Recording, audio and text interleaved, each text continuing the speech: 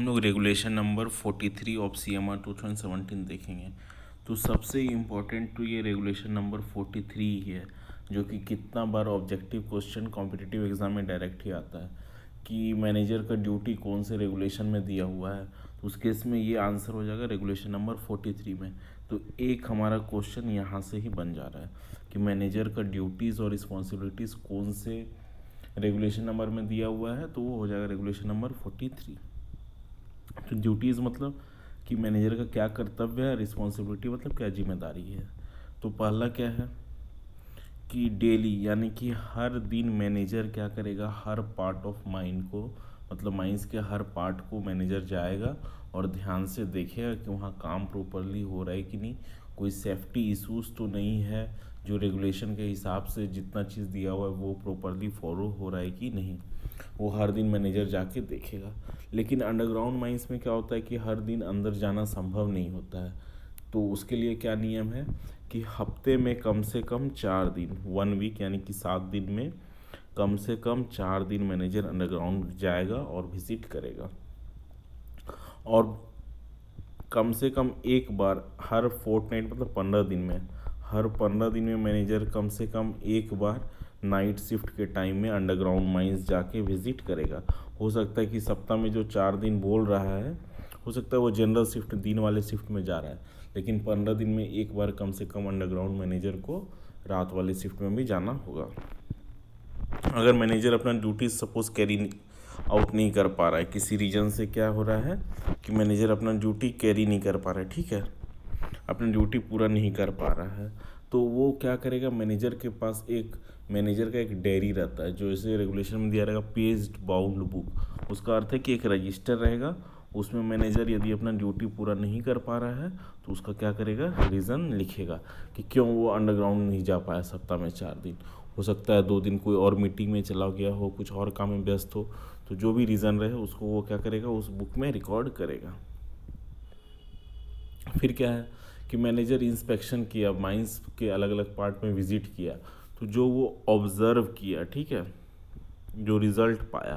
कि रेगुलेशन के हिसाब से काम हो रहा है, नहीं हो रहा है, कहीं कुछ इम्प्रूवमेंट करना है, कहीं का सपोर्ट सिस्टम ठीक नहीं है, कहीं और अगर कोई भी फॉल्ट यदि आ रहा है, तो वो क्या करेगा, उस चीज़ को नोट करेगा और उस फॉल्ट को रिमूव करने के लिए मैनेजर क्या एक्शन लिया उसको भी वो एक रजिस्टर में रिकॉर्ड करेगा। ठीक है, आगे देखते हैं। थर्ड पॉइंट क्या बोल रहा है कि मैनेजर ये अरेंजमेंट करेगा कि ओवरमैन, सभी ओवरमैन जो माइंस में काम कर रहे हैं और जो अदर ऑफिशियल्स हैं, यानी कि जो अधिकारी हैं माइंस में से assistant manager, ventilation officer, safety officer, production officer, ये सब क्या कर रहा है, मैनेजर से डेली मिल रहा है और मैनेजर उसको अपने उसके काम के बारे में एक्सप्लेन कर रहे हैं। ठीक है, या फिर मैनेजर क्या कर सकता है कि खुद सबसे नहीं मिले तो वो अपना काम को किसी और को दे दे या किसी असिस्टेंट मैनेजर को दे दे कि वो ओवरमैन, माइनिंग सरदार, इन सबको गाइड करे हर दिन कि उनका काम कितना तक हुआ है, कहाँ और काम आगे करना है, क्या क्या प्रिकॉशंस लेना है, कुछ एक्स्ट्रा ड्यूटीज़ है, इन सब के बारे में डेली एक्सप्लेन करे। ठीक है, चौथा पॉइंट क्या बोल रहा है कि manager shall ensure sufficient supply of proper materials and appliances. तो माइंस में जितना भी मटेरियल यूज़ हो रहा है, जैसे पैकिंग मटेरियल है, स्टोइंग मटेरियल है, ठीक है, और फिर हम लोग ब्लास्टिंग करने के लिए जो एक्सप्लोजिव यूज़ कर रहे हैं, सपोर्ट्स यूज़ कर रहे हैं, वो सफिशिएंट क्वांटिटी में हो। यदि सफिशिएंट क्वांटिटी में नहीं है तो मैनेजर यदि खुद उस माइंस का ऑनर नहीं है, नॉर्मली नहीं होता मैनेजर माइंस का ऑनर, तो मैनेजर क्या करेगा कि वो एजेंट को या फिर ऑनर को इन्फॉर्म करेगा कि इस माइंस में इन इन चीज़ों की ज़रूरत है सेफ्टी को या प्रॉपर वर्किंग के लिए, तो उसको तत्काल क्या करें, उपलब्ध करवाने का कष्ट करें। ठीक है, पांचवा पॉइंट देखते हैं, उसमें क्या बोल रहा है। तो हर कॉम्पिटेंट पर्सन का डिफिनेशन रेगुलेशन में है कि हर वो व्यक्ति जो 20 साल के ऊपर एज हो गया हो, उसको मैनेजर क्या किया हो, कोई पार्टिकुलर काम करने के लिए लिखित रूप में नियुक्त किया हो। ठीक है, उसको हम लोग कॉम्पिटेंट पर्सन बोलते हैं।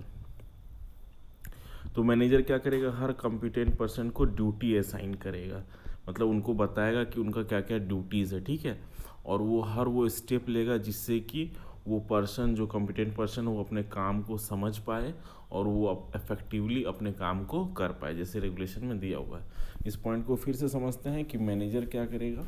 कि जितना कॉम्पिटेंट पर्सन जिसको वो अपॉइंट किया है उसको उसका काम या उसका ड्यूटी समझाएगा और वो हर स्टेप्स लेगा कि वो अपना काम प्रॉपरली रेगुलेशन के हिसाब से कर पाए। ठीक है, छठा पॉइंट में बोल रहा है कि the manager shell provide every ओवरमैन, हर ओवरमैन को मैनेजर क्या करेगा, एक प्लान देगा, उसमें उसके डिस्ट्रिक्ट में कहाँ काम हो रहा है, कहाँ तक काम हो गया है, किस डायरेक्शन में काम करना है, किधर क्या करना है, ये सब सारा उसमें एक्सप्लेन किया रहेगा। ठीक है, नेक्स्ट अगला पॉइंट देखते हैं।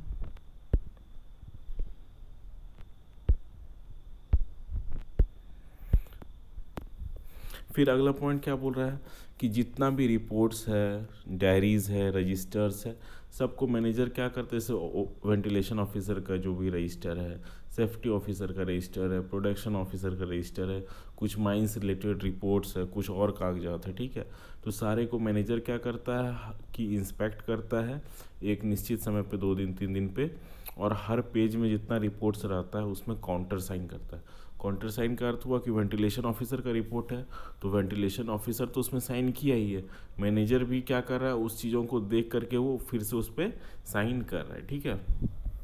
इन कामों को अगर मैनेजर चाहे तो किसी और व्यक्ति या फिर किसी असिस्टेंट मैनेजर को वो काम सौंप सकता है, लेकिन कुछ कुछ कंडीशन में जहाँ मैनेजर का साइन करना ही लिखा होता है कि only to be signed by manager, तो वैसे केसेस में मैनेजर को ही साइन करना है। बाकी केसेस में क्या करता है, मैनेजर अपना ये जो काम रहता है वो किसी असिस्टेंट मैनेजर को सौंप देता है। 8वां पॉइंट क्या बोल रहा है कि मान लो कोई व्यक्ति जो माइंस में काम कर रहा है वो पाया कि माइंस में कहीं सेफ्टी इशूज़ है, कहीं काम ठीक से नहीं हो रहा है, हो सकता है कहीं रूफ फॉल या एक्सीडेंट का खतरा हो, तो वो किससे कंप्लेन करेगा, तो वो मैनेजर से कंप्लेन करेगा। यदि मैनेजर के पास कोई वैसा कंप्लेन आता है तो मैनेजर उस कंप्लेन को इन्वेस्टिगेट करेगा और उस पर उचित एक्शन जो भी होना चाहिए वो लेगा।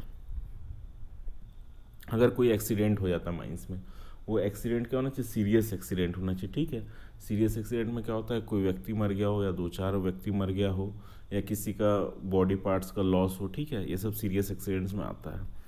तो सीरियस एक्सीडेंट में केस में क्या होगा कि मैनेजर तुरंत जाएगा, उस एक्सीडेंट के साइट को विजिट करेगा, वहाँ का फोटोग्राफ्स लेगा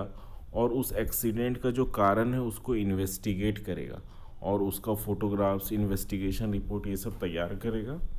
और फिर क्या करेगा, उसको रीजनल इंस्पेक्टर या चीफ इंस्पेक्टर को एक्सीडेंट के 15 दिन के अंदर सौंपेगा। ठीक है, हो सकता है मैनेजर खुद की जगह किसी असिस्टेंट मैनेजर को ये काम सौंप दे। फिर अगला पॉइंट क्या बोलता है कि मैनेजर शैल परफॉर्म, तो रेगुलेशन के हिसाब से मैनेजर के पास और भी बहुत सारे ड्यूटीज़ होते हैं तो उनको मैनेजर क्या करेगा, परफॉर्म करेगा। 11वां पॉइंट क्या है कि यदि कोई व्यक्ति रेगुलेशन के हिसाब से काम नहीं कर रहा है, वो सेफ्टी मेजर्स नहीं ले रहा है, तो मैनेजर के पास पावर है कि वो उसको सस्पेंड कर दे या फिर उसके अगेंस्ट डिसिप्लिनरी एक्शन ले ले। ओके।